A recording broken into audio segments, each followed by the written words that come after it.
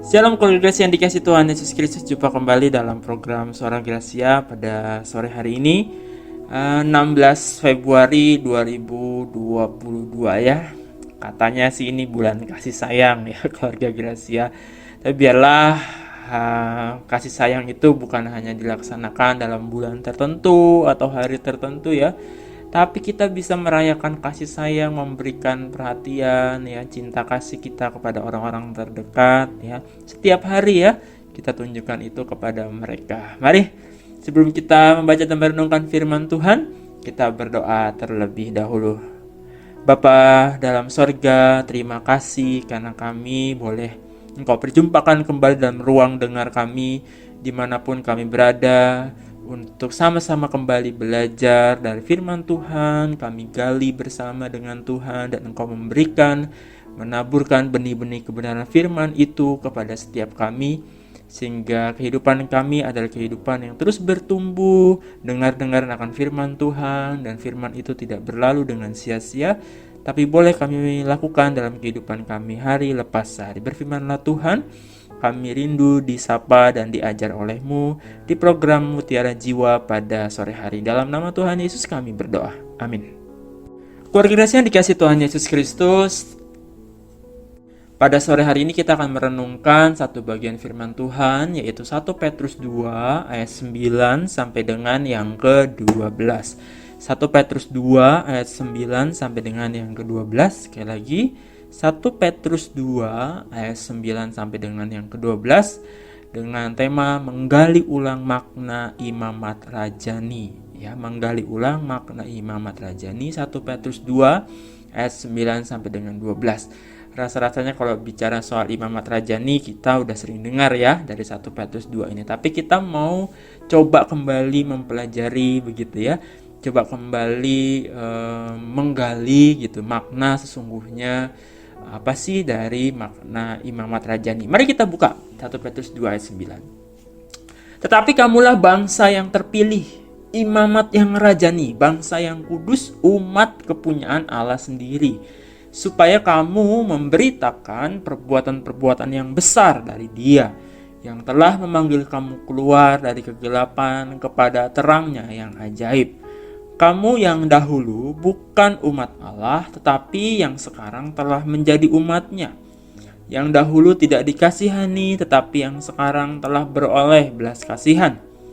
Saudara-saudaraku yang kekasih, aku menasihati kamu supaya sebagai pendatang dan perantau, kamu menjauhkan diri dari keinginan-keinginan daging yang berjuang melawan jiwa. Milikilah cara hidup yang baik di tengah-tengah bangsa-bangsa bukan Yahudi, supaya apabila mereka memfitnah kamu sebagai orang durjana, mereka dapat melihatnya dari perbuatan-perbuatanmu yang baik dan memuliakan Allah pada hari Ia melawat mereka. Keluarga yang dikasihi oleh Tuhan Yesus Kristus, ada pepatah mengatakan bahwa Anda tidak membutuhkan senapan untuk membunuh nyamuk. Sekali lagi, Anda tidak membutuhkan senapan untuk membunuh nyamuk. Cukup menepukkan telapak tangan saja. Ya, jadi cuma pakai telapak tangannya kita bisa bunuh nyamuk. Tapi kita tidak dapat menepukkan tangan untuk membunuh seekor beruang. Ya, kita justru membutuhkan senapan. Ya, bisa juga kalau kita katakan begini ya keluarga ya. Kita tidak memerlukan pesawat terbang untuk sampai ke Kuningan. Ya, jika kita tinggal di Cirebon, cukup naik motor atau mobil begitu ya. Tapi kita tidak mungkin memakai mobil atau sepeda motor untuk sampai ke luar negeri yang jauh. Tapi kita justru membutuhkan pesawat. Nah, apa makna pepatah itu keluarga Gracia? Jadi kita bisa belajar bahwa apa yang kita pakai itu bergantung dari apa yang kita hadapi. Ya, sekali lagi, apa yang kita pakai itu bergantung dari apa yang kita hadapi. Kalau kita menghadapi perjalanan yang jauh ke luar negeri, ya kita harus membutuhkan pesawat ya, atau kapal laut. Kita nggak butuh kemudian kalau pergi ke Kuningan atau Indramayu pakai pesawat terbang ya. Jadi apa yang kita pakai itu bergantung dari apa yang kita hadapi. Nah, begitu juga dengan sejarah perkembangan atau perjalanan gereja ya keluarga Gracia. Kalau kita melihat kondisi jemaat mula-mula gereja perdana ya, ketika jumlah umat masih sedikit dan masalah belum kompleks, Jemaat atau mereka pada waktu itu tidak membutuhkan organisasi gereja yang mapan, ya. Tetapi begitu mulai berkembang, menghadapi masalah yang rumit, ya, sejarah mencatat kemudian gereja perdana membutuhkan sebuah organisasi, ya. Kemudian muncul sebuah aturan-aturan atau guidance begitu, ya. Serta dibutuhkan kemudian orang-orang tertentu yang bertanggung jawab untuk suatu tugas tertentu, ya. Jadi ketika situasinya semakin kompleks, gereja semakin berkembang pasca Pentakosta begitu, ya. Ada 3.000 orang ya memberi diri dibaptis waktu itu, kemudian jumlah gereja semakin besar, maka kemudian dibutuhkan satu organisasi. Sebuah aturan-aturan juga dibutuhkan. Ternyata kemudian tidak cukup sampai di situ, ya. Gereja kemudian memandang perlu menunjuk orang-orang tertentu untuk tanggung jawab atau tugas tertentu. Nah, oleh sebab itu kemudian muncullah kata penatua, misalkan dalam 1 Timotius 1 ayat 5 begitu, ya. Aku menetapkan penatua-penatua di setiap kota seperti yang telah kupesankan padamu. Itu adalah pesan Rasul Paulus, ya, kepada muridnya Timotius. Atau kemudian juga muncul dalam Kisah Para Rasul kata diakonos atau yang kita sebut sekarang para diaken, ya, ada juga di gereja Katolik begitu, ya. Ketika konflik mulai muncul, ya, karena ada sebagian anggota yang tidak terlayani dengan baik pada waktu itu, maka para rasul kemudian memutuskan untuk mengangkat beberapa diaken atau bahasa aslinya diakonos begitu, ya, supaya para diaken ini bekerja melayani untuk kebutuhan-kebutuhan tertentu yang diperlukan oleh jemaat. Nah, dalam perkembangan selanjutnya, orang-orang khusus ini kemudian diangkat dan kemudian memiliki jabatan atau kedudukan fungsionaris dalam gereja. Berjalannya waktu lagi, kemudian gereja menganggap bahwa orang-orang terkhusus ini, ya, dianggap sebagai perlu atau wajib ada, ya, sehingga kemudian muncullah istilah, ya, pejabat atau pemimpin gerejawi, dan ini ada, ya, sampai dengan saat ini. Kenapa? Ya karena dianggap dalam sebuah gereja itu perlu pemimpin begitu, ya, perlu ada imam, perlu ada pendeta atau perlu ada gembala yang memimpin seluruh umat, atau dalam gereja Katolik perlu ada seorang paus yang menjadi pemimpin tertinggi begitu, ya. Nah, pada waktu itu ketika gereja berkembang, ya, dari gereja perdana, ketika sudah mulai muncul para pejabat atau pemimpin gereja, siapa itu mereka? Pada waktu itu pada dalam gereja perdana begitu, ya, mereka itu dianggap orang-orang yang lebih dekat dengan Allah, ya. Dianggap orang-orang yang lebih kudus, ya, lebih beriman dan lain sebagainya. Lalu kemudian muncullah ada dikotomi atau pemisahan. Mereka yang disebut pemimpin gereja itu dianggap orang kudus, ya, lebih beriman, lebih dekat dengan Allah. Kemudian anggota jemaat itu disebut dengan orang-orang awam, ya, pada waktu sejarah perkembangan gereja. Tetapi kemudian yang menjadi masalah adalah kata awam di sini pada waktu itu bisa juga dianggap seperti atau sebagai orang bodoh atau jemaat biasa itu, ya, tidak tahu apa-apa, ya. Nah, itulah yang terjadi dalam sejarah perkembangan gereja. Maka kemudian puncaknya terjadi pada tanggal 31 Oktober 1517, ya, yaitu ada seorang Romo, ya, bernama Martin Luther kemudian mengadakan protes keras begitu, ya, mengenai penyalahgunaan oleh para imam, yaitu praktek indulgensia atau penjualan surat penebusan dosa oleh para kaum elit, ya, kaum elit imam dan juga pemimpin gereja. Kemudian Luther memaku 95 dalil tesisnya, ya. Dan salah satu protes paling keras dari Luther dari 95 tesisnya itu, ya, ditujukan pada kenyataan pemisahan, ya, antara imam dan awam, ya. Antara pemimpin dan bawahan, ya, atau misalkan juga antara pejabat dan anggota jemaat, ya. Antara pemimpin gereja dan umat biasa.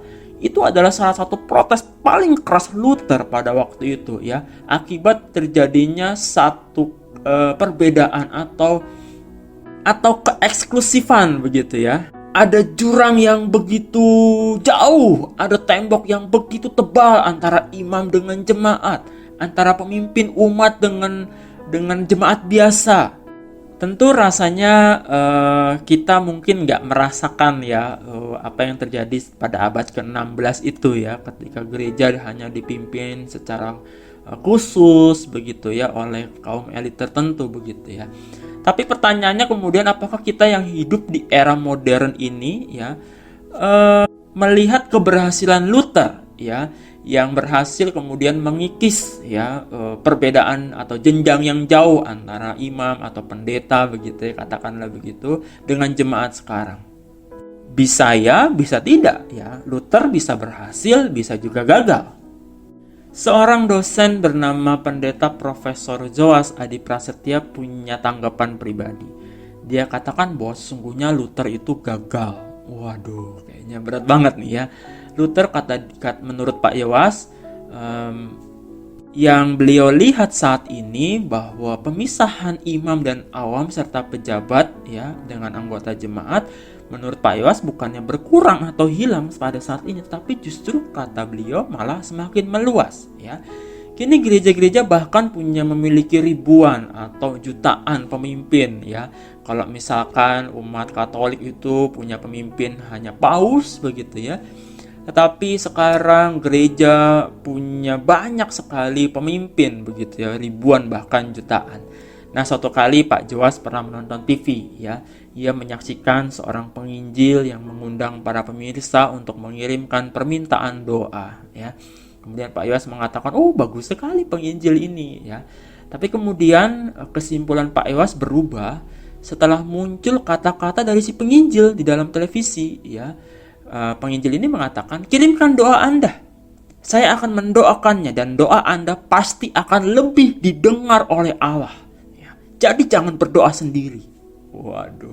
Nah, jadi apa kemudian yang coba disampaikan oleh Pak Joas ya, bahwa masih ada sampai dengan saat ini jemaat yang berpikir bahwa apabila seorang pendeta mendoakan saya, doanya itu pasti lebih didengar daripada saya yang berdoa sendiri atau didoakan oleh yang bukan pendeta. Sekali lagi, apabila ada seorang pendeta mendoakan saya, doanya pasti lebih didengar. Oleh kenapa? Karena banyak sekali di jemaat ya yang merasa bahwa yang namanya pendeta atau pemimpin gereja itu lebih dekat dengan Tuhan. Begitu ya. Dan ini adalah pemahaman Luther yang pemahaman gereja perdana yang dicoba dikritik oleh Luther begitu ya. Dan disinilah kemudian Luther memakai satu ayat yang terpenting yang digunakan sebagai landasan teologis, bahwa tidak perlu adanya pemisahan yang tebal seperti itu antara kaum awam dan iman. Ya, yaitu 1 Petrus 2 ayat yang ke-9 tadi ya. Tetapi kamulah bangsa yang terpilih ya. Inilah ayat yang dipakai oleh Luther. Tetapi kamulah bangsa yang terpilih, imamat yang rajani, bangsa yang kudus, umat kepunyaan Allah sendiri, supaya kamu memberitakan perbuatan-perbuatan yang besar dari Dia yang telah memanggil kamu keluar dari kegelapan kepada terangnya yang ajaib. Ada satu kata yang menarik yang bisa kita gali bersama-sama. Kamulah ya. Nah, kita coba belajar.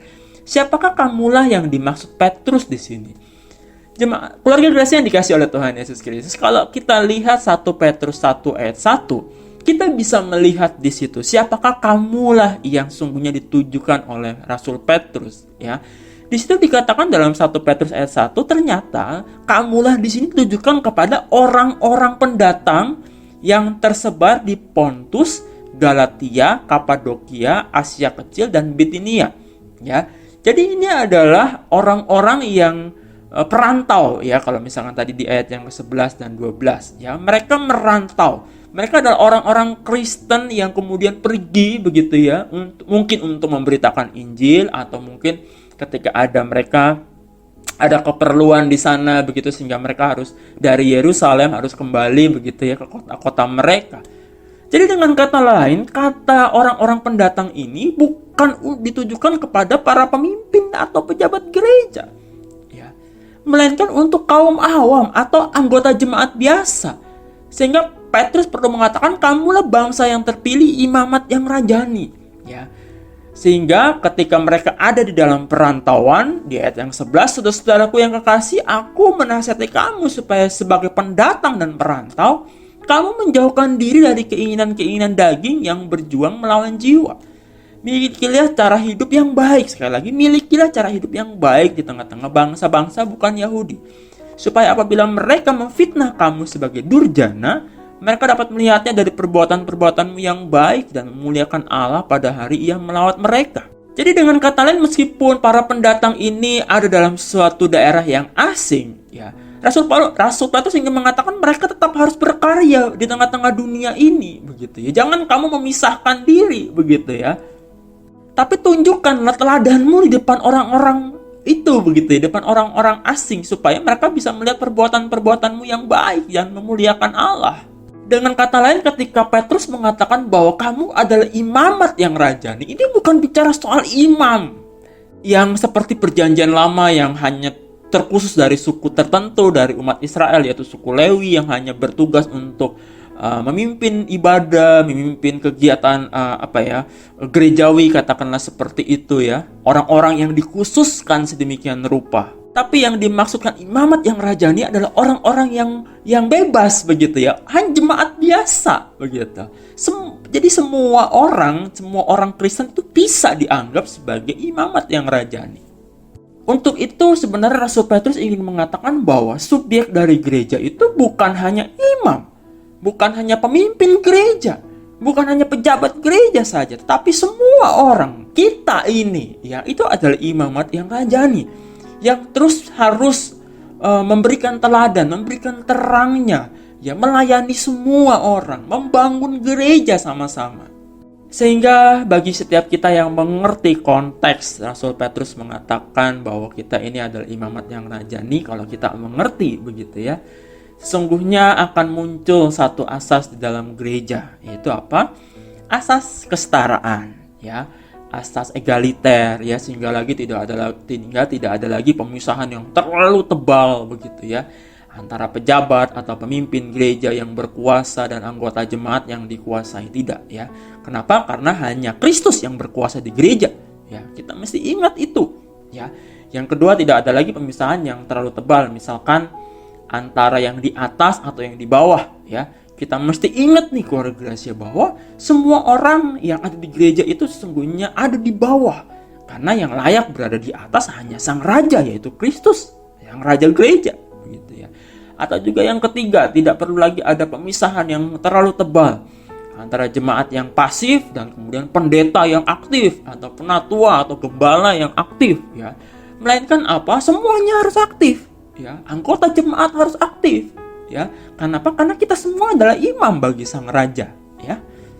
Nah, keluarga Gracia, lewat tema menggali ulang makna imamat rajani dari 1 Petrus 2 ini, kita bisa memetik setidaknya 2 nilai atau 2 pelajaran firman Tuhan. Yang pertama, keluarga Gracia, mari kita terus menjadi umat Tuhan yang ikut ambil bagian dalam pelayanan, ya. Kita boleh belajar hari ini, sore ini, bahwa gereja itu ibaratnya sebagai sebuah tubuh, itu dibangun dari setiap anggotanya, ya. Anggota yang mau menyediakan hati, ya, untuk saling melayani, anggota yang kemudian bersatu, ya, anggota yang kemudian saling menghargai, tidak perlu lagi kemudian ada hierarki, ya, yang terlalu tebal begitu ya, antara saya ini orang yang sudah senior begitu dan kamu junior, kamu baru masuk dan lain sebagainya.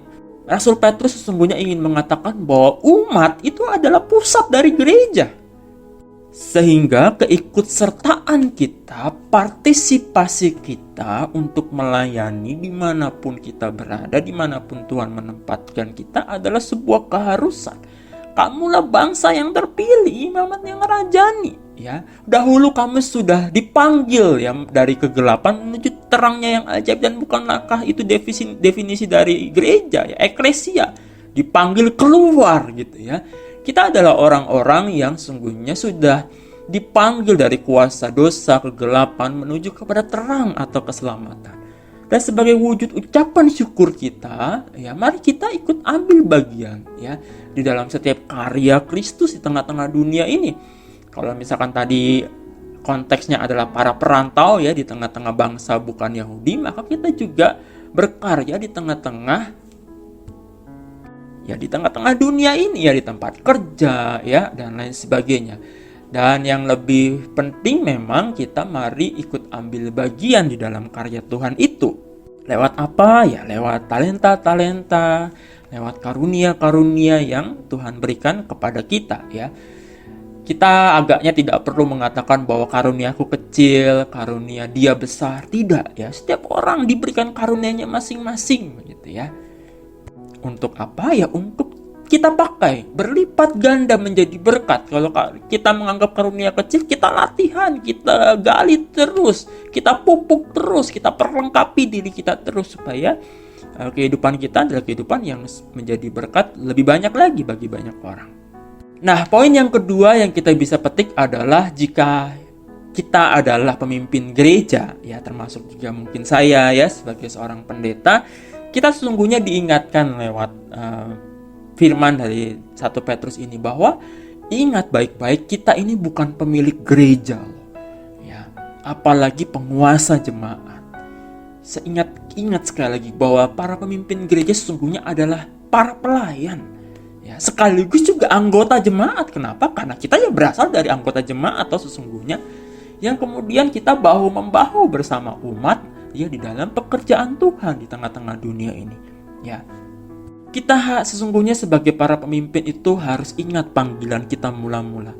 Ya, panggilan kita mula-mula itu di Tuhan tunjuk kita itu sebagai hamba, ya, sebagai pelayan. Tuhan Yesus sendiri kan bukankah berkata bahwa barang siapa ingin menjadi besar di antara kamu, hendaklah ia menjadi pelayanmu. Ya, dan barang siapa ingin menjadi yang terkemuka di antara kamu, hendaklah ia menjadi hamba untuk semuanya. Kenapa? Karena anak manusia juga datang bukan untuk dilayani, melainkan untuk melayani. Ya, dan untuk memberikan nyawanya menjadi tebusan bagi banyak orang. Untuk itu bagi setiap kita yang dipercaya Tuhan menjadi pemimpin di tengah-tengah jemaat, ya, sungguhnya tidak ada alasan untuk kita menjadi orang yang tinggi hati ya, atau merasa diri sebagai orang yang memiliki umat begitu ya. Tidak ya, kenapa? Karena gereja sesungguhnya adalah milik Tuhan. Gereja adalah pengantinnya Kristus. Jadi dengan kata lain, Kristuslah sebagai satu-satunya pemilik dari gereja itu. Jika spirit kerendahan hati ini begitu ya ada di tengah-tengah jemaat kita sebagai pemimpin begitu ya, sesungguhnya kita akan menjadi pemimpin yang menghamba, bukan pemimpin yang merasa harus dilayani atau merasa seperti bos ya, yang mengatur sana sini dengan kuasanya. Jika kita mengikuti teladan Kristus bahwa anak manusia datang bukan untuk dilayani melainkan untuk melayani, bahwa yang terkemuka hendaklah ia menjadi hamba, maka kita akan menjadi pemimpin yang tidak merasa diri itu hebat atau merasa bahwa segala sesuatu yang terjadi di gereja ini, kemajuannya itu hanya karena aku. Tidak demikian, tetapi kita boleh ingat bahwa segala sesuatu yang kita miliki itu hanyalah kasih karunia yang Tuhan berikan kepada kita. Hanyalah sebuah kepercayaan yang Tuhan berikan kepada kita. Sehingga ketika kita sudah purna atau sudah selesai menjalani kewajiban kita, tugas kita sebagai seorang pelayan gitu ya, kita bisa mewariskan hal-hal yang baik kepada penerus-penerus kita gitu ya, tanpa merasa kehilangan ya, ataupun juga merasa kalau orang bilang itu post power syndrome ya. Ketika kita sudah selesai menjalankan tugas dan kewajiban kita atau bagian kita, biarlah para penerus yang kemudian menjadi generasi yang selanjutnya yang kemudian mengerjakan kembali karya pelayanan Tuhan di tengah-tengah dunia. Kiranya baik kita sebagai pemimpin gereja ataupun kita sebagai umat, mari kita sama-sama bahu-membahu, saling melayani, saling menghargai dengan kerendahan hati ya, saling bersatu untuk bisa sama-sama melayani sehingga semua orang bisa melihat Kristus di dalam kita. Mari kita berdoa. Bapa di surga, terima kasih kami boleh menggali kembali makna Imamat Rajani pada program Suara Gracia di Mutiara Jiwa sore hari ini. Biarlah firman Tuhan ini boleh mengingatkan kami dan mengajar kami. Biarlah apapun posisi pelayanan yang kami ambil di tengah-tengah umat-Mu atau di tengah-tengah dunia ini, kami melaksanakan amanah atau kepercayaan Tuhan itu dengan sebaik-baiknya dan dengan kerendahan hati. Terima kasih Tuhan, di dalam nama Tuhan Yesus kami berdoa. Amin. Baik keluarga Gracia, terima kasih sudah bergabung dalam program Mutiara Jiwa bersama saya Pendeta Kuku Haji Irianda Kiranya firman ini boleh menjadi berkat buat saya pribadi dan juga bagi saudara yang mendengarkan. Sampai jumpa, Tuhan Yesus memberkati, sehat selalu untuk kita semua. Salam semangat ya. Bagi yang sedang isoman, terus berpengharapan, terus semangat memulihkan diri. Ya, Tuhan Yesus memberkati kita semua. Sampai jumpa.